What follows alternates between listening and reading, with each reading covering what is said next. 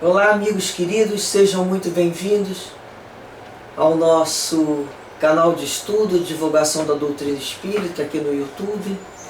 É com grande alegria que recebemos a todos as vibrações carinhosas, os incentivos, o apoio ao estudo, na montagem, na organização dessa nova playlist, que tem como título o nome do livro Boa Nova, onde aqui nos esclarecemos e consolamos com as mensagens trazidas pelo Espírito Humberto de Campos, psicografado pelo nosso sempre saudoso médium Francisco Cândido Xavier.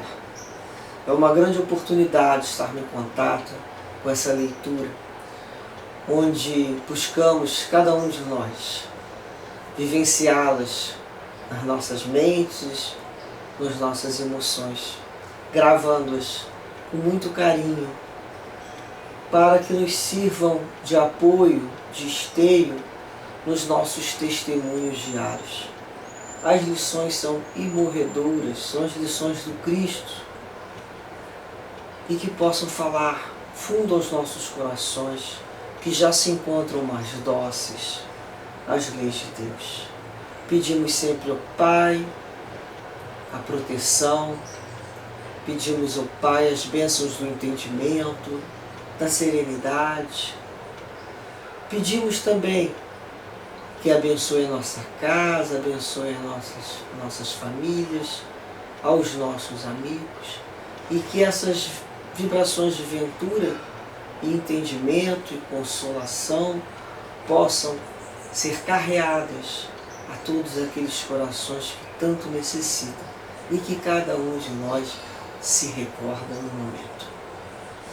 Dessa maneira, iremos fazer a leitura então da mensagem número 4, que tem como título A Família Zebedeu, do qual nós dividimos por ser uma mensagem grande. E aqui colocamos no Novo Testamento quais são os evangelhos, Atos dos Apóstolos, e também o Evangelho segundo o Espiritismo, onde podemos encontrar em todas essas referências base para as nossas reflexões. Fazendo uma consideração inicial, essa mensagem número 4 nos fala de dois irmãos convidados por Jesus, que é o Tiago e João. Tiago, chamado também de Tiago Maior, para se fazer uma diferença do outro Tiago que existia como discípulo. E João, o evangelista, porque ele escreveu aqui o quarto, podemos dizer como o quarto evangelho, também o Apocalipse. E para diferenciar do João o Batista, o precursor, João certamente era o mais novo dos irmãos. E ele tinha assistido com André, irmão de Pedro, a João Batista a apontar Jesus como Messias. Ele já sabia, ele era discípulo de João Batista junto com André. Podemos ver essa informação no Evangelho de João, no capítulo 1, do versículo 31 ao 37. Outra questão, para conhecermos um pouco mais desses irmãos, é que Jesus carinhosamente deu a eles, ao Tiago e ao João, o cognome, ou seja, o apelido de Boanerges, que significa filhos do trovão. A anotação está contida no Evangelho de Marcos, no capítulo 3, versículo 17.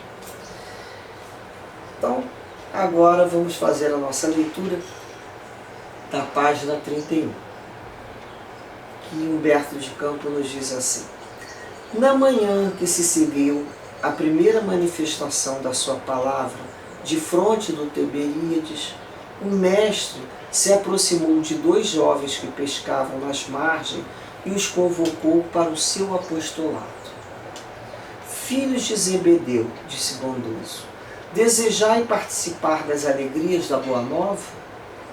Tiago e João, que já conheciam as pregações do Batista e que o tinham ouvido na véspera, tomados de emoção, se lançaram para ele, transbordantes de alegria. Mestre, mestre, exclamavam felizes.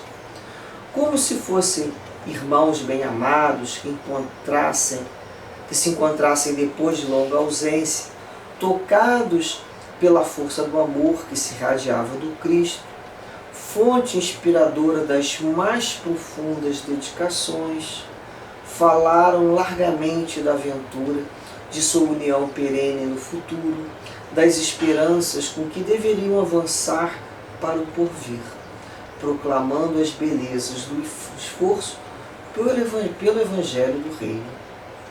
Os dois rapazes galileus eram de temperamento apaixonados, profundamente generosos, tinham carinhosas e simples, ardentes e sinceras as almas. João tomou as mãos do Senhor e beijou-as afetuosamente, enquanto Jesus lhe acariciava os anéis macios do cabelo. Tiago, como se quisesse hipotecar a sua solidariedade inteira, aproximou-se do Messias e lhe tocou a destra sobre os ombros em amoroso transporte. Os dois novos apóstolos, entretanto, ainda eram jovens e, regressando a casa, com espírito por imensa alegria, relataram à sua mãe o que se passaram, Mais uma vez, aquelas questões gravadas na reminiscência espiritual, para responderem tão rápido assim. Eles olhavam embevecidos para Jesus. Nesse momento, vamos relembrar quem eram os pais de Tiago e João. Era Zebedeu, por isso a família Zebedeu, e Salomé, sua esposa, que também, segundo a tradição cristã, era irmã de Maria de Nazaré, mãe de Jesus. Logo, Salomé, a mãe do João e do Tiago, era a tia de Jesus. Então vejamos aqui. Salomé, a esposa de Zebedeu, apesar de bondosa e sensível, recebeu a notícia com certo cuidado. Também ela ouvira o profeta de Nazaré nas suas gloriosas afirmativas da véspera. Pôs-se então a ponderar consigo mesmo. Não estaria próximo aquele reino prometido por Jesus? Quem sabe se o filho de Maria não falava na cidade em nome de algum príncipe? O Cristo deveria ser um intérprete de algum desconhecido ilustre que recrutava adeptos entre os homens trabalhadores e mais fortes. A quem seriam confiados os postos mais altos dentro da nova fundação? Seus filhos queridos bem os mereciam. Precisava agir enquanto era tempo. O povo já muito falava em revolução contra os romanos e os comentadores mais indiscretos anteviam a queda próxima dos antigos. O novo reinado estava próximo e, alucinada pelos sonhos maternais, Salomé procurou o Messias no círculo dos seus primeiros discípulos. Senhor, disse anteciosa, logo após a instituição do seu reino, eu desejaria que meus filhos se sentassem, um à tua direita e o outro à tua esquerda, como as duas figuras mais nobres do teu trono. Jesus sorriu e obtemperou com um gesto bondoso. Antes de tudo, é preciso saber se eles quererão beber do meu cálice. A genitora dos dois jovens embaraçou-se. Além disso, o grupo que rodeava o Messias a observava com indiscrição e manifesta curiosidade, reconhecendo que o instante ali não lhe permitia mais amplas explicações. Ela retirou-se apressada e foi lá colocando seu velho esposo ao corrente dos fatos. Então vejamos essa questão do diálogo de Salomé com Jesus, né? Na realidade, vamos encontrar essa anotação em Mateus, no capítulo 20 e versículo 20 também, em que ele nos fala aqui: então a mãe dos filhos de Zebedeu, juntamente com seus filhos Tiago e João, né, dirigiu-se a ele, a Jesus, prostrando-se para lhe fazer um pedido. É uma forma, ela se prostrou, ela reverenciou, ela teve a humildade de reconhecer ali a grandeza de Jesus para fazer aquele pedido. E ele lhe pergunta, né, que queres? E foi direto, né, o que queres? E ela respondeu, né, diz a esses meus dois filhos se assentem, um à tua direita e outro à tua esquerda, no teu reino.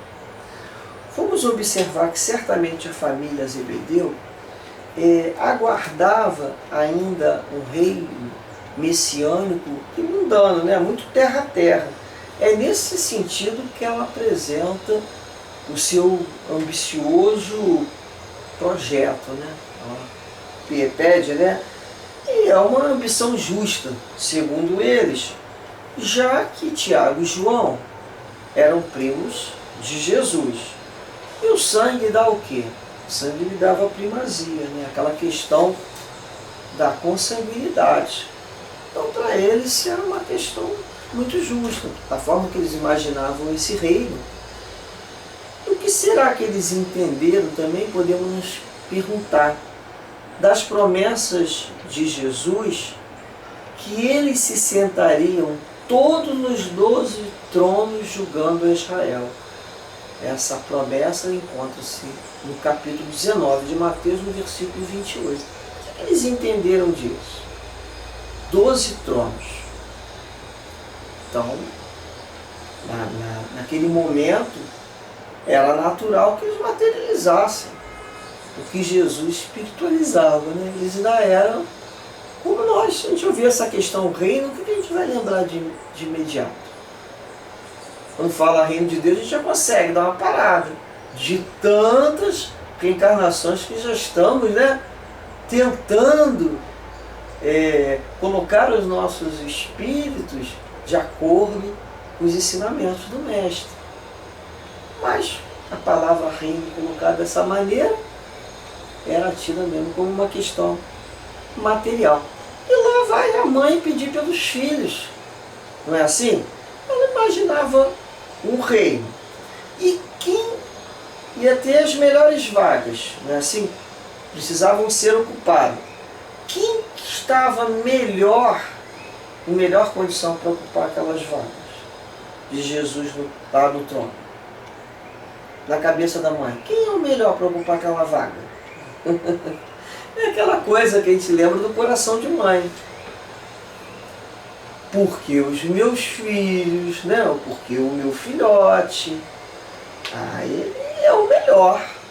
Né? Eles são os melhores, são os the bestes, né? Qual a mãe que nunca, né?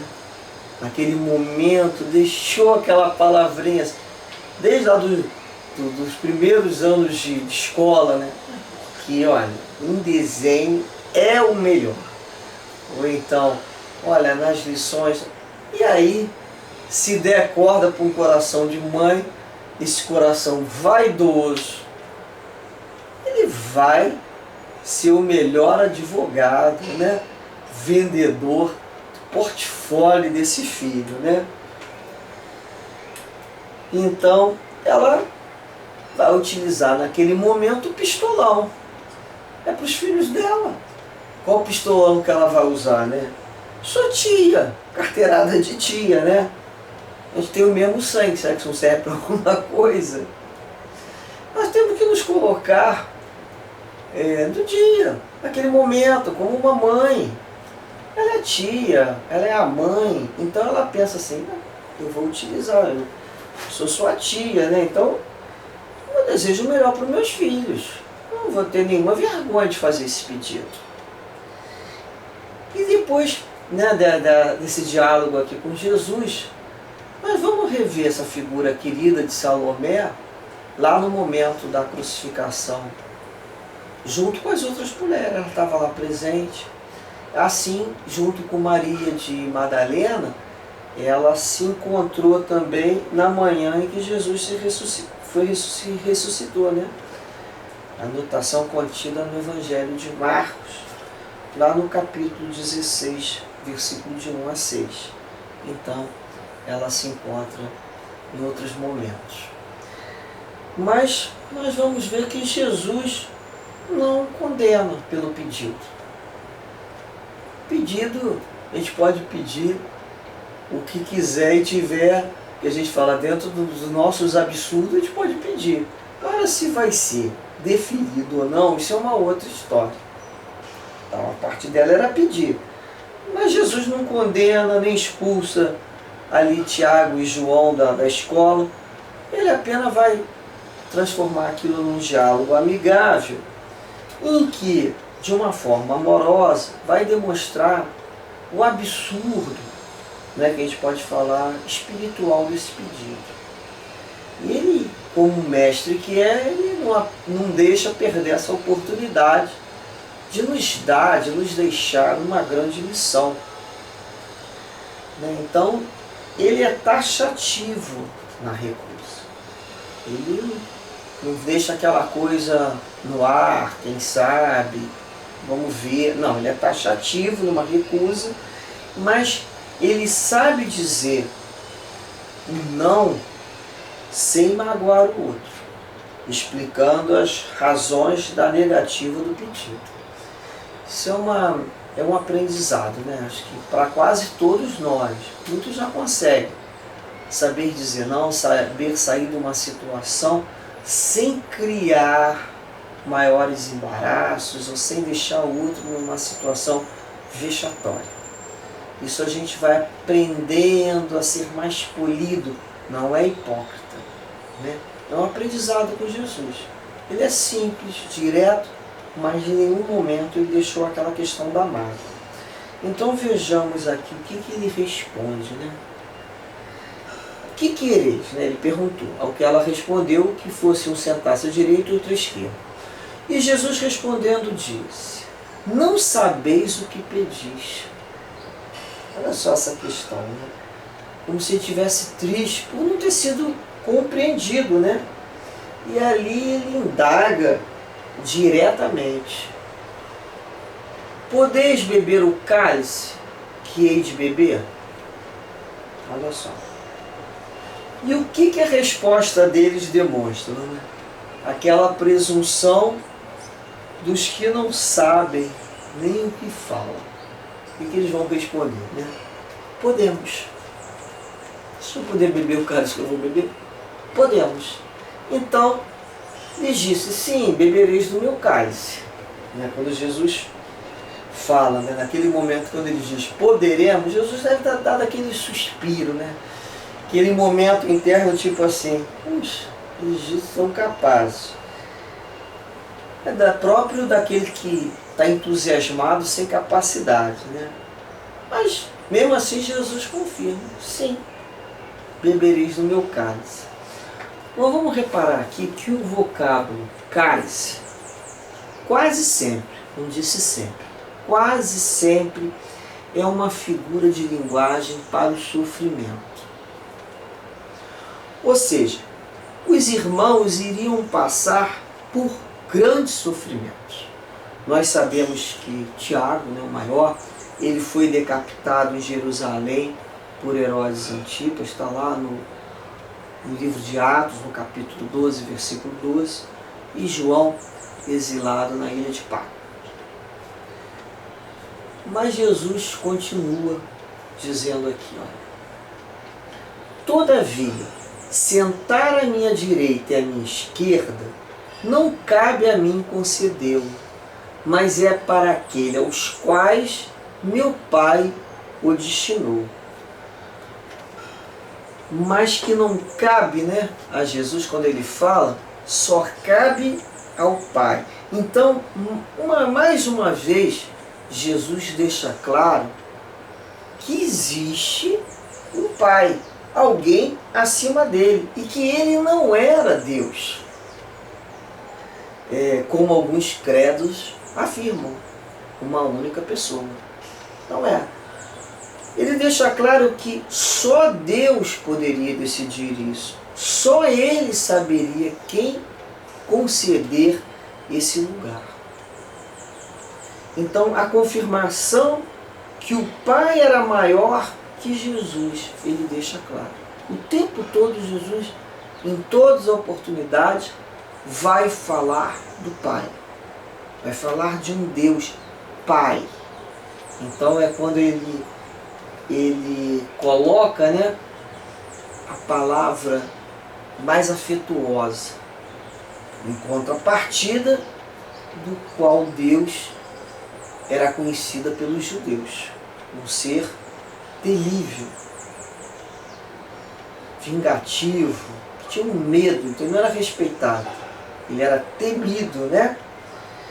Então Jesus vai nos trazer a lição nesse momento da sublime humildade do serviço, que ainda estão pelejando para conquistar. A humildade não é uma virtude que se conquiste assim, isoladamente, como a maioria das outras virtudes, né? Ela faz parte de uma série de outras virtudes que ao longo das reencarnações vamos aprendendo, vamos conquistando pelo nosso dia a dia. Então as lições nos são fornecidas e as vivenciamos, aprendendo um pouquinho mais, né? A termos paciência, aprendemos a ter caridade, em todos os nossos gestos, né? Caridade até no nosso olhar, caridade de saber ouvir sem preconceito, a caridade de falar sem machucar. Nós vamos desenvolvendo tolerância, tendo resistência, porque confiamos nas promessas de Jesus. Confiamos que todos nós somos esses discípulos a caminho de Deus. Todos nós. Então é uma lição dessa humildade que está sendo construída, de sabermos nos localizar, né? Diante de que temos condição, não é aquela falsa modéstia, né? Olha, isso eu sei um pouquinho. Olha, isso aqui, perto de quem? Não, esse eu não sei. Eu realmente reconheço que eu ainda preciso trabalhar muito essa questão. Então é quando nós vamos aprendendo a nos localizar, sem mais para falar sobre isso com quem quer que seja. É dentro de nós mesmos, quando aprendemos a fazer essa análise, não é mesmo? O autodescobrimento. E a doutrina espírita nos traz tão bem o esclarecimento dessa passagem que se encontra no Evangelho segundo o Espiritismo, lá no capítulo 7, nos itens 4 ao 6, que tem como título, né? Bem-aventurados pobres de espírito, porque o reino dos céus é deles. Pobres de espírito, que foi tão mal compreendido essa expressão. Mas quando estudamos, vamos ver a grandeza e a beleza. E pedimos para que um dia possamos ser esses bem-aventurados. Então, nessa lição dada, né, pelo diálogo de Jesus com seus primos e a sua tia Salomé, passamos a conhecer um exemplo que podemos evitar. O desejo, né, de desejar, mesmo que subconscientemente, os primeiros lugares. A gente ainda não tem noção do que nos será pedido nesses lugares. Não deveremos desejar. Temos que nos aprontar. Então precisamos, antes, nos capacitar pelas provas da vida, que já são para cada um de nós, no nosso peso e no nosso da nossa medida, bem pesadas para a maioria de nós. Trabalhamos muitas vezes, achamos que no limite, mas está na medida corretíssima, antes de bebermos o cálice de maiores testemunhos, de maiores sofrimentos, né? E também lembrarmos que ao pedirmos o que quer que seja, a decisão final cabe a Deus. A vontade do Pai, que é soberana, porque ela é sábia e justa. Nós, quando observamos nossas vidas e relembramos dos nossos antigos desejos e pedidos que fizemos, quantas vezes em nossas preces paramos e dizemos, né? Senhor, obrigado por indeferir meu pedido, não é mesmo? E hoje observamos que aquilo seria um grande problema. E quantas vezes o indeferimento foi um livramento nas nossas vidas. Mas muitas vezes nós somos aqueles filhos insistentes que ficam ali até a porta está fechada, e força, precipita situações que não eram para acontecer, mas acontece pelo nosso livre-arbítrio. E aí, um pouco mais de maturidade. Aprendemos já a fazer nossas preces, falar, Senhor, seja o que for melhor, né? Entrego-te a vida, o coração e a mente para que trabalhe, Senhor, dentro de mim a aceitação. Porque eu sei que os teus desejos sobre a minha vida são os melhores. Que nem eu imagino, nem eu sei me desejar tanto bem e tanto amor. Então é quando vamos observando o concateamento das vidas, dos destinos, das situações que já vivenciamos, falando, Deus é perfeito. E olhamos o universo à noite, né?